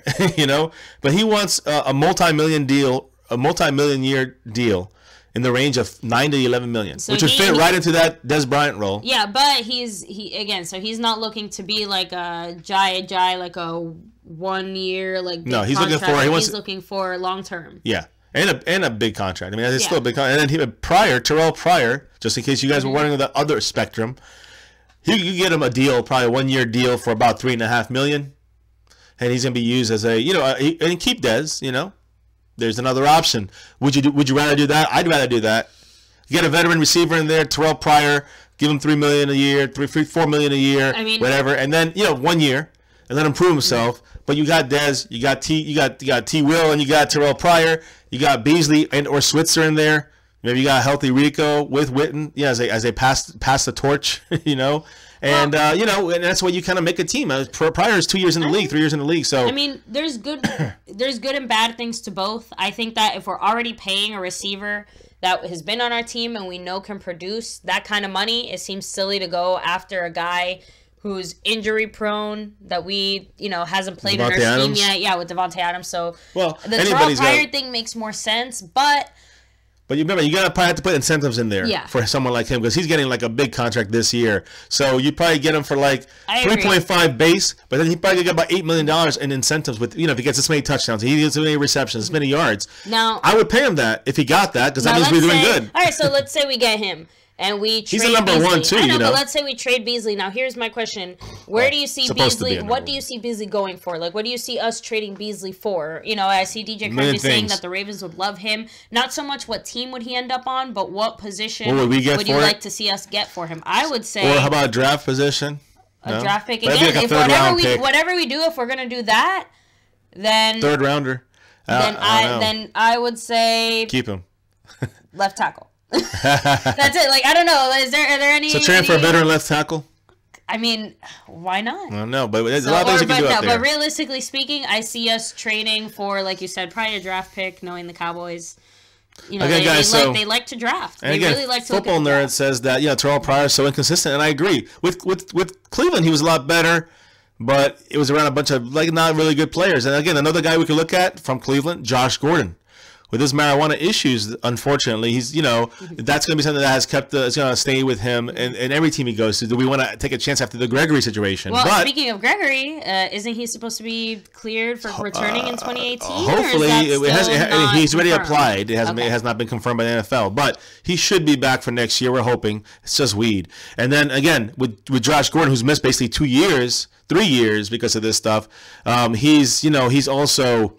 He's played great in the last couple of games. He's strong, he's fast, he's big. He's gotten back into his groove. And if he's a free agent, I wouldn't see why not taking a risk on someone like him. Again, with or without Des Bryant, I'm just saying something to consider. If we release Des Bryant and get both of those guys, would you do that? Would you rather have Des Bryant and none, or would you rather have Terrell Pryor Jr. and I just went blank. Dez? No, you get rid. Get rid of Dez. You got Josh Gordon. Okay. And Terrell Pryor Jr. both actually formerly from Cleveland, and you get rid of Dez. Let's say, would you take that deal? 2 for 1. I want to say yes, if only because of the age of these players. They're younger, they're healthier. Josh Gordon's about Dez's, I think, age, but I know, but definitely Pryor's younger. But he's also, like you said, he hasn't played for 2-3 years. So physically speaking, he just hasn't been taking that beating for 2-3 years. So just some ideas, guys. Let me know what you think. Devil you know Post than the comments devil down below. I say stick with Dez because of that reason. I'd rather at least we know 100% for the most part. This is the devil. This is what we're getting with Dez right here. Well, I'm just saying, guys. I don't know. So and Matt Persico, just to let you know, the only reason we deleted your comments because there was a curse word, dude. But glad we said your name right. We do really try to, get all of your names right as much as we can. I want to say one thing here. It's almost basically done with the news part, and we're going to wrap it up with some of your questions, guys, as we roll out of here. But thank you all for the donations all above here, and especially DJ Crown J, who tonight donated again. Thank you so much, brother. We can't wait to hear from you tomorrow, guys. Make sure you tune in for that. Yeah, guys. It sounds like DJ Crown J's got a lot to say. I'm really excited. We're gonna buckle in for a good, probably long stream. So join us tomorrow. Ask your questions on here. We're gonna figure stuff out. But sometime between 8 and 10 tomorrow, look for us to go live. Not really good with time on our side, but we're gonna get better with that, I promise. And DJ Crown J has to let us know when's a good time for you. So make sure we get on the same page. Post it down here. Let us know. Prior senior, not junior. I'm sorry. So, I want junior. Get that little toddler out of the field. But yeah, guys, make sure you let me know, DJ Crown J, when's a good time tomorrow for you. Give me, Eastern time, I guess. But Terrell Suggs for Beasley. That'd be nice. I like that. A veteran linebacker. I think that Beasley is worth more than a 5th round pick. I don't know if I agree exactly with the 1st round or early 2nd. I would say somewhere around the 2nd round. Beasley. 3rd. 2nd or 3rd. Yeah. Irving's getting a second round tender. Yeah, I think Beasley might be 4th or even 5th. Who said that? Andrew DeCall said 5th round pick. I'm just saying it's not worth trading him. I think he still has enough value that he would get a 3rd round pick. At most. No, you know why? Because I think there's a lot of teams desperate for a good slot receiver. I think that's why we would get one. So well, Buddy Johnson and Football Nerd agree. You know, rather have Josh Gordon than Tyrell Pryor. Honestly, but is Josh Gordon too. a name? I would too. Is he available? Is he a dude who's I think he's gonna. I think that they're done with him in Cleveland. But I'm assuming. I'm not really 100%. I think he's an unrestricted free agent. But his marijuana situation is where his issue is. If he gets suspended one more time, he's gone forever. I think the Cowboys are proven that they're not shy about. Damn, Gordon is 26. I didn't know he was that young. Wow. So yeah, that guy's a budding star. Like I said, that changes my opinion on things because Dez is, bumping 30, injured, all these things. Josh Gordon, again, 2-3 years out of the league because of this whole issue, basically puts him at like 23. Yeah, exactly, physically speaking. And D. Will with Sammy Watkins, we spoke about it earlier, is one of the possible guys out there in free agency, but he might be too expensive, and I don't think he's worth it yet. I don't think he's proven himself yet, Sammy Watkins. Now, Jalen Smith, guys, a linebacker, he won the inspirational guy on the team award or whatever it was. Jalen Smith said this: "I feel elite again. It's a great feeling knowing that I'm able to contribute at a high level for America's team. There's going to be some great years to come, and I as long as no injuries come his way, I think he's going to be a fantastic player. His improvement from the beginning of this year to the end of this year. We weren't even sure if he was ever going to play football again. Then we got excited because we knew he was coming back on the field." And even though we didn't know what to expect, so I have to give Jalen Smith so much credit. Much props. As much as he struggled this season, the fact that he was out on the field, playing as much as he was, learning as much as he did, talk about a comeback rookie story. Looking forward to seeing how he plays next year. Hopefully he has the right coaches and teammates guiding him to success and less playtime. If we get other players in there to lessen a little bit of his playtime and let him continue to develop until he gets to the point where he can be out on the field as much as we had him on the field this year, I think he's going to see a lot more success. I agree for sure. Look, look at Taco. He kind of took him off for a little bit, and then again he started working his way back in because he started playing better. And then when we needed him to play because of injuries and other reasons, he ended up performing relatively well, more than I think what we expected. So, East Coast, Matt. East Coast. Yes. So, guys, our Q&A. So, we postponed it because Little G was sick. Little G is feeling better. So, we will be doing our Q&A stream sometime next week. We'll be giving you guys all the details as soon as we know. So, make sure to join us for that one. It's going to be great. You guys get to learn a little more about us. And you can ask away almost everything. We'll answer a lot of things. And make sure you got to be a subscriber, though. So subscriber only. And we'll do our best to answer all your questions. And it should be a fun, something a little more than football, a little more personal. So that's for getting 1,000 subscribers, guys. That's a big thank you from us to you. That's what you guys want. A lot of you, nightly, daily, whatever you want to call it, fans on here that are always in here putting in great content or just even donating like above, guys. You guys are awesome. Billy Sarducci last week donated a lot. You guys are all great. So thank you all for the help on the channel. Thank you all for your content on the channel. And thank you. Again, we have Patreon too, baby. Yes. You know more about that, but we have a Patreon account you can put in there with special content through there. A little less family friendly, more, language filled. So again, guys, if you're interested in that, you can donate through there as well. Patreon account, just follow the links below and all that stuff. So wait, Matt, here, I'll give you the accent. Baby, say horrible. Horrible. No. Horrible. Last time. Thank you. Horrible. That's horrible.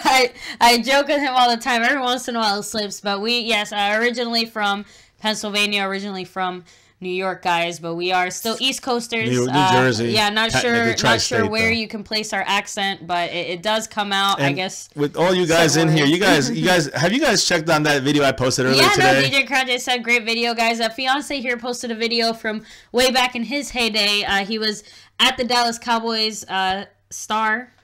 Well, it was no star back then, but it's still their facility, their front office area, their facility area. We got to see their practice area before it was blown down by that hurricane that I think paralyzed the special teams coach back then. But that's a Monroe trip. We went there with a bunch of people. Actually, South to Heaven knows our story because he was there too. So South to Heaven, that's Mike Mosh. He makes jerseys. Check him out. We talk about it once in a while, Mike Mosh and I, but it's definitely an interesting story. And he wasn't there, but he got to talk with everybody involved. So It was an interesting situation. We have more video coming soon about that situation. We have more video coming from that same person, which I don't want to give his name because his name doesn't want to be out there. But still, guys, definitely make sure to check it out. I think it's hilarious. Before I really knew who Ed Werder was, I saw it, and the first time I was just like, man, that guy's just a douche. So there you go, guys. That was my official pre-football opinion. Not much has changed. Not much has guys, changed. if you watch the actual, I remember seeing the actual video of his broadcast during that situation that happened in that video. Check it out if you haven't seen it yet. I happened to just be there, guys, and whipped the camera out and started filming. It was a camera that had, the video option on it at the time. It was a nice little camera. You can see how sucks it is. It sucks so bad. But either way, it might have been not even megapixel then. I don't know what it was. But either way, it got the job done. There was a lot of drops from that little video about, you're in my head? I'm in your head, Werder. That kind of stuff. That's just great.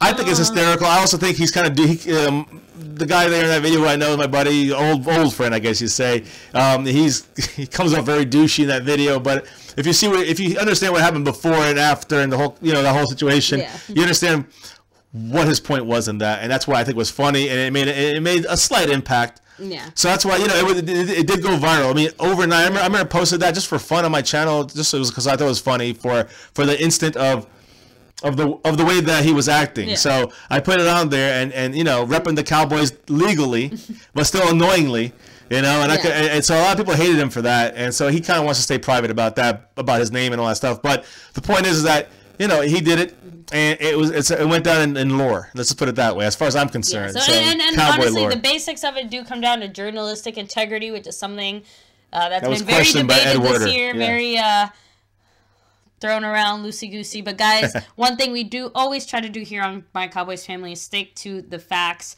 We do is the best that we can to make sure we bring you guys as many facts, keeping it real when it comes to the Cowboys or any other team. And we're not in the locker room. The thing with Ed Werder was that he was basically trying to. There was some turmoil supposedly going on. With T.O. probably something was going down. Yeah. But he was out there and then supposedly just reporting the news, but he had anonymous sources that supposedly said this and that about Witten fighting with T.O. and that was supposedly completely untrue. There was some chatter back and forth, but there was no fighting. He made it bigger than it was. There was a consensus after that. And I think Ed Werder took a lot of heat for that, if I recall correctly. Also, as you know, and it's been a couple of years ago, they fired a lot of people at ESPN. He was one of the guys that was on the chopping block. He has his own thing now, and we do look at his stuff once in a while because I like to see what the enemy has to say. I never liked Ed Werder. I don't think he's that great of a reporter, but I think he was trying to get news out of the Cowboys in that situation as well. And even though he's doing his job, he didn't do his job well, in my opinion, for that situation. Yeah. And side note, he thinks that Zeke is guilty because the prosecutor of the original case wanted to press charges, but there wasn't enough evidence in the police people. So because the prosecutor of the case wanted to press charges, he thinks Zeke was guilty in this case, which just bothers me on so many levels, guys. Who said that? Ed Werder. Oh, yeah, that's true. Anyway, that's just my own personal thing. But anyway, guys, let's get back to the rest of the football stuff. Actually, let me catch up with some of your comments. Yeah, because I'm all done with the football stuff. We're about wrapping it up, guys. So again, if you want to hit like before we get out of here, hit that like button, hit subscribe if you're new, hit the notification bell so you get all of our go breaking stuff, our live stuff. Tomorrow we're going to talk about tomorrow. I've been saying it every day, but tomorrow we're going to talk more about the matchup. But really, I don't think really many people really care about it, to be honest with you. We're still going to talk about the stats and the head-to-head matchup. Tomorrow is that day, and then on Saturday, and we're, along with talking with DJ Crown J, guys, I'm going to bring up some of the Eagle stats and Cowboy stats, but we're going to talk with DJ Crown J for a while to join us for that tomorrow. And of course, on Saturday is the Eagle Cowboy Madden 18 preview stream. We always do that, and then of course game day the next day. So those are the three things we have coming up. But we're still on here, guys. So make sure you hit that like, subscribe, notification bell. If you want to donate, guys. Much love. Thank you. Hit that super chat. That's right. But seriously, all you guys who are out here watching, sharing, liking, all of that, thank you guys for joining us here. Let me catch up with some of your comments now. South to Heaven, that unreleased footage. Let me know. Does he have kidding. It? Yeah. He said he has unreleased stuff on you at the airport and the bar. On me? Oh, that'd be cool. That'd be pretty cool. Post it. I want to see it. I forgot. See.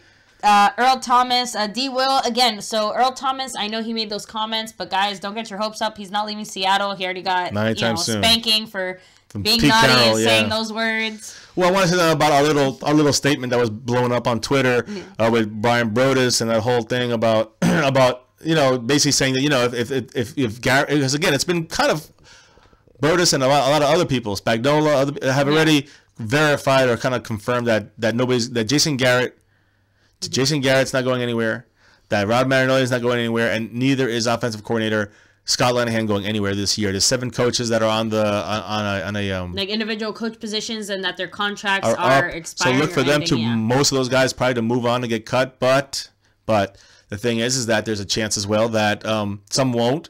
And again, there's the thing is that's sad about this is I'm not saying they shouldn't be cut, but also the fact that we're not getting people like a new offensive coordinator that could really improve the players we have already there, and then maybe some guys we're drafting this year picking up in free agency. That way, I think it would help more than what we have there currently. But yeah, I mean that's kind of my opinion on that. Let me see what you say. Just wanted to let you guys know again.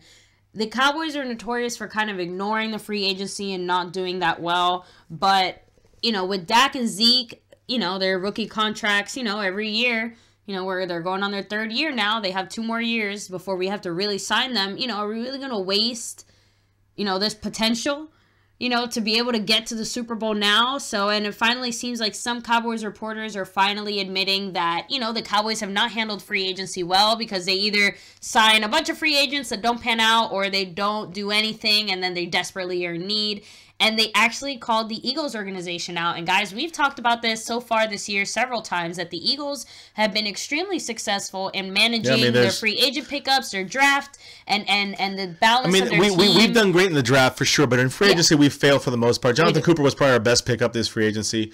Actually, no, I'm going to say it was Paya, but unfortunately he retired. Right. But Cooper did, for what he did in the end to help us out, I think, look at the Eagles. The Eagles, they got Alshon Jeffrey, all right? Chris Long, and Tim Jernigan without spending big money. Okay, and those guys played a big role in the Eagles' success this year. And also the backups that they had in place were ready to roll. They were ready to go. It was just step in. You just don't take the next guy and put him in. You got to make sure they're ready. And the Cowboys guys, the depth was not ready. That they fit into their scheme as well, because I know we've had 1 or 2 guys that were pretty talented but just didn't fit our play scheme. Correct. So. I see here that Matt's asking about the PS4. We do have a PS4 league. We have it has been kind of slowed recently, but we're going to get that going in the off season here.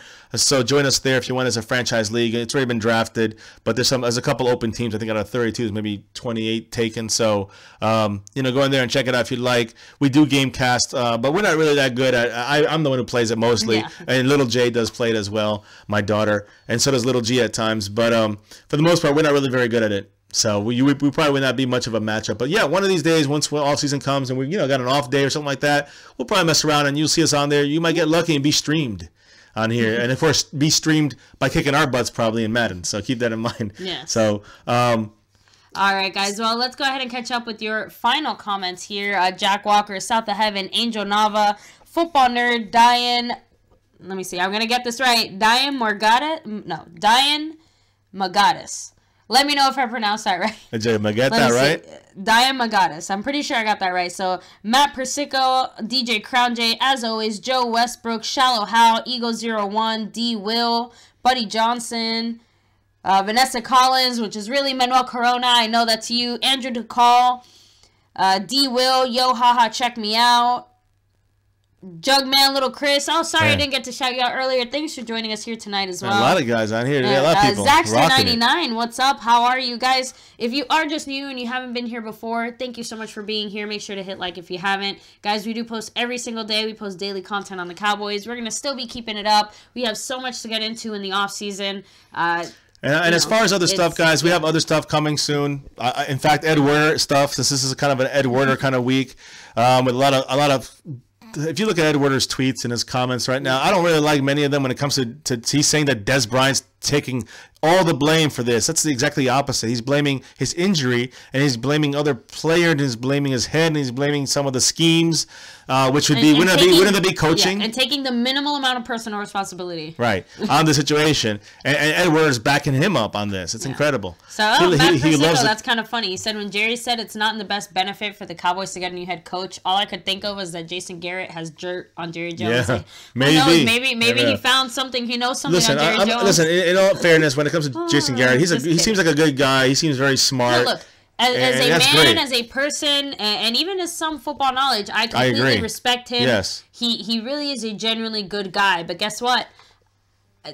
I'm not saying I need a genuinely good guy as our head coach. I mean, I don't want a bad guy, but I need a guy who's going to get the job done and do it right. And I don't think he's been doing it, guys. Jason Garrett is just not that guy.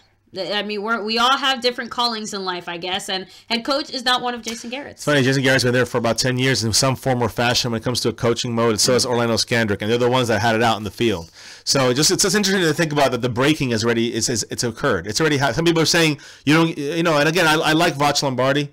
As you see, he's on my page here earlier, when I was talking to him personally, typing through his channel, and I really respect. I like what he does with the footage and everything, but we had disagreement about the difference between Dak.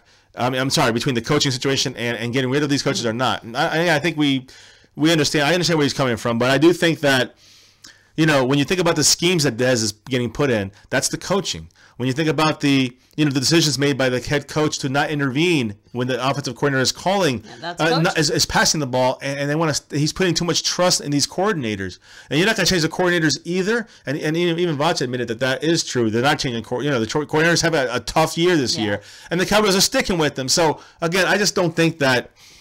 It's just too bad that the Cowboys don't seem to Jerry Jones doesn't seem to really be making a difference. So what we have said, and this goes back to the Brodus thing, and that's what Brodus got really touchy, about hit a nerve or something when I said that we were not going to be buying any more, merchandise, jerseys, or any kind of gear for the Dallas Cowboys for a year at least. Just go from there. We'll take a break. We have the spanning here of what we're talking about. Look, I'm wearing a shirt right here, all right? This was bought probably, I don't know, this is not even my oldest shirt, but this is just one of my Cowboy shirts. This is probably at least 25 years old, all right? This shirt right here, I'm wearing it. It's one of the few ones that still fit me from those days. Yeah, and as you guys represent can tell, the Cowboys. I have my Dak jersey on, which Beyonce here actually got me as my wonderful early birthday holiday present, guys. We got ourselves Cowboys gear this year for the holidays, and so again, guys, I got my Dan Bailey jersey for my birthday as well. Yep. So we're not saying that.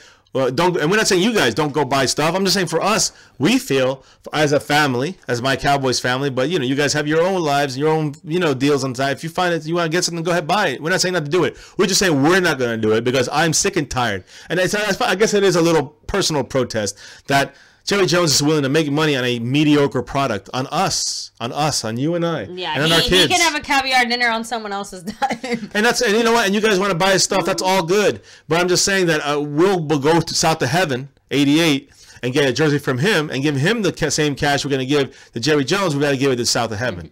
All right, we got to give it to independent people. We might give it to some people that are doing something that we're getting it through other means. You know what I'm saying? So my point is that for a year, no big deal. Take a little break. Maybe go 2 years. I don't know.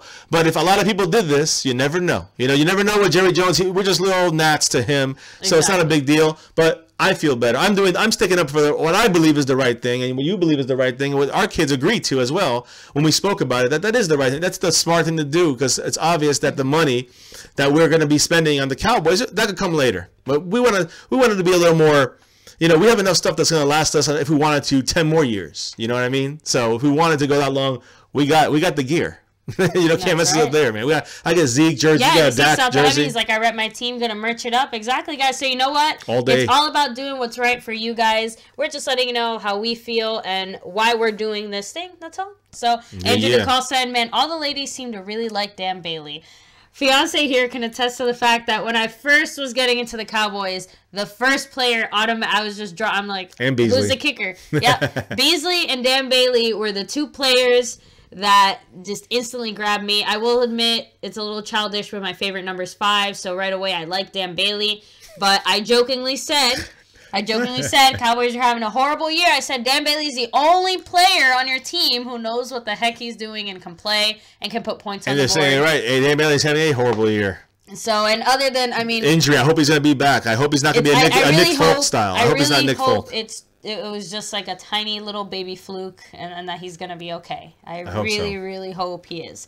And then, of course, Beasley. I would have Jeff Heath kicking this weekend. Yeah, but honestly, guys, at this point, my next jersey is going to be a Chris Jones jersey because that man is a legend. The fact that he's not a Pro Bowler personally offends me. I am personally offended by the fact that Chris Jones is not a Pro Bowler. I don't want to get into it, guys, but seriously, again, our special teams have saved our butts so many times. I think that, again, special teams players are so underrated, and I think Chris Jones just does everything right. Yeah, I like to rep. Yeah, at this point, I'm gonna get the freaking long snappers jersey. Number 91. That guy is accurate. That's what I'm saying, guys. I appreciate the guys who go out there. They do their jobs day in and day out. Yeah, they do the dirty work, and again, and they add to your team. Without them, feel the difference when they're not there. Because guys, when we had Jeff Heath had to come in and kick for us and do that for us, we're all wishing and crying for Dan Bailey, and I would hate to see what happens if we didn't have, Chris Jones or our long snapper, some of our special teams players, or we'd be 5 and something, 5-11 or something, But yeah, guys, if you haven't already, South of Heaven makes some really cool jerseys. Yeah, check him out. Make sure to check him out. He has all sorts of different stuff, so check out his page. For sure, guys. I'm excited. Hopefully, I'll be able to get that Chris Jones jersey at some point. But definitely through him and not through the official. And also, just like we're repping everybody here, Shango and Mark Holmes and everybody, make sure you rep us to their pages and other stuff too, guys. We appreciate all the spreading of the word for My Cowboys family to get us to this point. Yeah, it's just we're all the Cowboys Nation, guys. Yeah, so, we stick together, if you love Cowboys help each content, other. There's a lot of great stuff. And that's why we have our chat, because again, super chat is because we have that donation or Patreon. If you donate, you get on that list, and if you get the first place, we're thinking of actually having, and this is from DJ Crown J. This is we're just talking about the scenes. This is an idea, but the winner every week will be in like a round table discussion. Maybe we'll do a monthly round table discussion with the winners, with all the winners, and we'll just keep growing. And maybe you guys can call in, do something like that with the winners, and we'll just have a good meeting of the minds. Yes, which we are definitely like working we'll do on figuring out all the logistics of that. Stuff. But we're definitely gonna do it tomorrow with the first winner, DJ Crown J. That was his call on that. And he's currently winning again, so he'll get another thing if he ends up taking the crown again. I guess that's why he's DJ Crown J. Yeah. So and Diane, you take that back. Dan Bailey's not going anywhere. Dan Bailey's gonna retire Cowboy. He's gonna be buried in a Cowboy star. But don't say that. Don't say that. Dan Bailey is. I just don't want to. Just every time I think about Nick Folk, he was a great. Accurate. You don't remember him, but he was a great accurate kicker for us way back when, and he had 2 field goals against the guys. The you heard it here first. Beyonce's jinxing us now. No, but ever since that Bailey got injured, that same hamstring type injury that he had, I was like, oh no, please no, don't. Like, and then he's not. He was all right. He came back, a little off, but then he missed those 2 last week. And, it's just that those are the things that scare me. I agree with somebody who said it earlier. I hope he's not hurt. So we'll see. DJ Crown J thinks it's a good idea. I agree. Yeah, Jack Walker, check those jerseys out, man. Definitely. South of Heaven. You just click on his little page right there. You can check him out. Yeah, you can click on him. You'll find it. And guys, you can help support the channel through all sorts of different ways. If you can't do Super Chat, we do have a Patreon as well. You guys can edit it, just $1, where it's completely up to you. I understand you guys work hard. Beyonce is gonna do something there. Yes. I'm still trying to I promised I would do it. I know, guys. There's a lot of curse words in it, so that's the thing. So we have to do it over there on Patreon. But again, anybody who subscribed there, we have about 4 or 5 people in there. You guys can still jump in there and donate even $1 or whatever. And you guys will be part of the exclusive content that's going to be in there. And we'll be posting a message before we post anything on there, so you guys, will be able to edit or change or do whatever you need to do. Because we, the last thing we want to do is give you guys some kind of a surprise. Hey guys, if we don't know how to, I didn't know about Super Chat till recently, but it's a little S here. You can show them. I guess I don't really. Here, I don't know how much you can see, but if you look right here, is my phone too bright? There we go. All right, so you see there, that little thing there, it shows you like a little S icon. You can just hit that. I do think it's not available through iPhone though, because Apple sucks. Oh, it's not? Oh, I didn't know that. Just kidding. Yeah, for some reason, I don't know why iPhone doesn't, but you can do it through your regular browser, and I think you can do it through Safari. I don't know. I don't have Apple products and stuff. So other fruit people will have to let you know on that, guys. And honestly, the number 1 way you can support, if you do not want, if you aren't able to support financially, or you just don't want to, which is cool. Totally understand, guys. All you have to do, guys, is just being here. Just by you guys chatting with us, hanging out with us. That's the number 1 way you guys can support.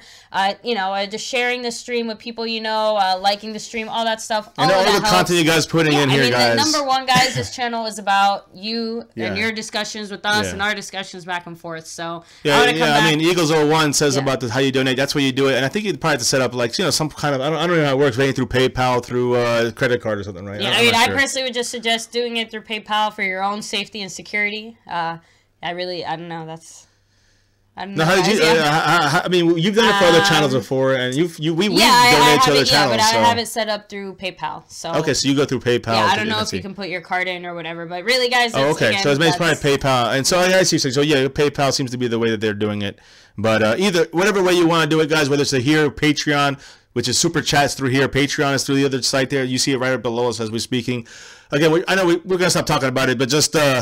Thank you all for helping us out. If those have donated, thank you guys for helping out being here, and thank you guys here for just providing awesome back and forth. We appreciate every single one of you guys and being part of my Cowboys family, guys. So yeah. And Diane, if the basis of a kicker sucking is he misses 2 field goals, every kicker sucks.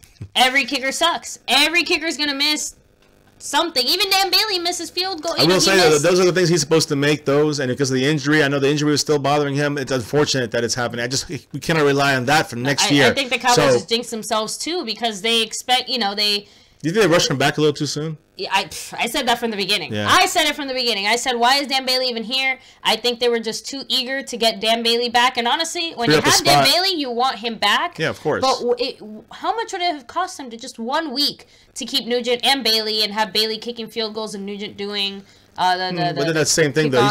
He still missed the field goals. So that's the thing is that I think he would have... But maybe that extra week of only doing field goals might have... The thing is that, again, like Nick Folk, I just don't ever want that to happen. What's up, Cruisin' 26, Big Blue in the house. Thank you for joining us. Well, you kiss our 5 rings, we'll kiss your 3. So in the end, I guess it comes down, you kiss 2 of our rings.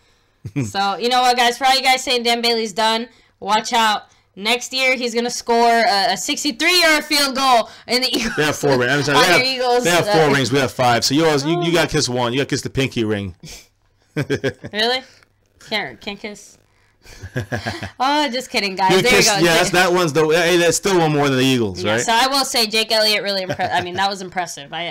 We're all impressed. Yeah. So good yeah, for I'm telling you. He gets a cookie and a gold star. He jumped up on the ranks there in the East leading kicker because he was Dan Bailey this season. No, but we'll see next year if Dan Bailey come back strong. He stays injury free and if he come back strong next year and bounce back from this year's injury. Yeah, I think there's kickers last a long time. So as long as it's not a lingering injury, don't jinx it. I know. Here, I'm gonna knock on wood somewhere. As long as it's not a lingering injury, which again I think that just some rest and relaxation on the off season. Dan Bailey's going to be good to go. Yeah. So Dan the man. Yeah, guys. So we're going to go ahead and wrap up our stream here tonight, guys. I want to do our final shout-outs of the night. Final shout-outs, guys. Thank you all for joining us tonight. Yeah. Manuel Corona, I'm just going to call you that because I know that's you there with Vanessa. Thanks for joining us. Andrew DeCall, South to Heaven, Cruzan26, Diane, Ego01, let me see, DJ Crown J, of course, Jack Walker, Matt Persico, I'm trying to, let me see, Angel Nava, Buddy Johnson. Don't forget to subscribe, Football guys. Nerd, Yo Haha, check me out. D Will. Man, the whole crew's out tonight. Yeah, I'm trying the best that I can to scroll back. Love it. Anthony Mixon, thank you for joining us as well. Not as far back as I can go, guys. So thank you so much. Are we going to do daily live streams during the off season?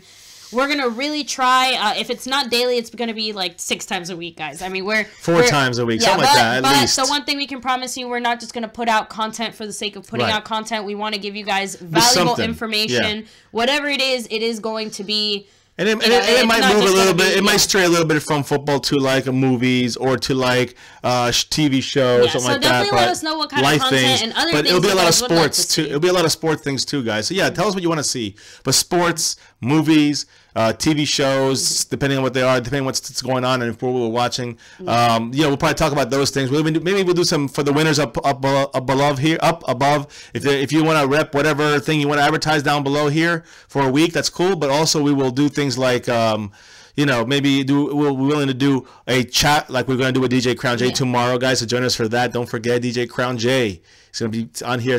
We're going to hear what he has to say. And it's going to be great, the back and forth with one of our fans. We love it. And he won last week, and that's his choice. But we're willing to do that every week with the winner as well. And also rep your site and your advertising. But also, it's, we're thinking of just doing a lot of different things. And I think that what you guys provide here, it's fantastic, man. That's right. So, guys, make sure to come back tomorrow at 9 p.m. Eastern. We will be doing our chat with DJ Crown J then. Got the time all locked up. So make sure to hit that notification bell so you don't miss when we go live. DJ Crown J, we're going to try to reach out to you a tiny bit before 9 just to make sure all the audio works and you have all the info. But guys, 9 o'clock tomorrow. Is that what you said? Yep. So 9 o'clock Eastern. Is that Eastern time? Yes, 9 o'clock Eastern time, guys, for our big DJ Crown J stream. I can't wait to hear it. He's got a lot to say. We got a lot to say. We got a lot to talk about, all of us back and forth, guys. Let me see. There, fixed it now. Santa Claus, what's up? Thanks for joining us here. SCNL Network in the house. So, and guys, last thing, Cruzan, if you want your throne, you're going to have to pay the iron price for it. You talking about Game of Thrones? Game of Thrones. Okay. You want a throne, you get the... Here we go. We're gonna do some, I know she's a Game of Thrones master, also a gamer over here. You know, so we do some Madden stuff in the off season. Of course, we're gonna do sports, basketball, football, college, even Olympics, hockey, whatever, baseball eventually. You know, and anything Cowboys and a lot of football as well. Just general football stuff in the off season. Of course, postseason we're gonna be doing a lot of postseason games. We'll be doing some traveling as well, whether it's out of state or out of country. We're going to be doing some traveling, and we'll be doing our travels as well. So keep on that. It's going to be a lot of different things: family, football, and also other stuff like other sports and other things like movies, film, TV. Yeah, so. But guys, our number one focus will always be the Dallas Cowboys. Always. So don't worry about that. We will be keeping you guys updated completely throughout the off season and as we head into training camp, because if you guys were here for the early days of our channel, training camp is an everyday, lots of stuff going on. Grind. I mean, things really pick up around then, so we're really excited to get that content out for you guys. And we should have great streams during the draft. Yes, that too. Don't forget, guys, the off season, the draft is going to be really exciting. And again, and the results from that draft, because after that, they do a few little events with some of the rookies, and definitely keeping an eye out on some of our NFC East rivals. Yeah, for and sure. seeing what kind of moves they make as well. So for all you Eagle fans, the Giant fans, and Redskin fans and stuff like that, we're still going to be keeping up on you guys. Aside from all that, we're also going to be, in the postseason, we're going to do some live streams for the playoff games, and of course the Super Bowl for sure with the whole family. But we're also going to be at the Pro Bowl, guys, and being there live at the Pro Bowl with our family. Maybe we'll see some of you guys out there if you're out there near, I guess, Kissimmee or Orlando somewhere in Central Florida. We're going to be out again, and we're going to be there. So if you guys are there, say hi. Say, hey, what's up, my Cowboys family? We'll say hi back, guys. Much love to all you guys out there. Our 1,000 plus, 1,100. So thank you all, guys, for just being part of this huge growing movement here and our little channel. Our little nook here in the YouTube world, but we love all our Cowboy YouTubers, whether we agree or disagree with them. Even the football YouTubers in general, we agree or disagree. It's still usually just the hard work and effort that it takes for any of us out here YouTubers to put this stuff out there. It takes a lot of effort, a lot of work, a lot of time. Look, it's already almost 1 a.m. again, guys. On a regular school night, if you want a school night, a work week. I just gotta say, I really hope my boss doesn't see this. Yeah, I hope not either. They're gonna yell at me in the morning. Yeah. Oh, self-employed is a little better. Yeah. But we'll talk more about that in the Q&A. I'm sure you guys have questions. Anyways, guys, listen. Again, thank you guys so much for joining us here. We'll definitely let you guys know as far as our travels, things like that, the general direction they take us. But guys, definitely stay tuned, not just for our discussion tomorrow, our Q&A next week, and all the other fun things we have planned. And until then, never forget. Ever forget. As always. Go Cowboys! Catch you guys tomorrow. I know South of Heaven loved that ending, man. Check out his site for the jerseys, man. And guys, much love. Stay safe. Have a great night, morning now, some places. Peace out, and we'll see you tomorrow. And good luck, Cruzan, finding yourself a giant lady. But first, go Cowboys. Go Cowboys.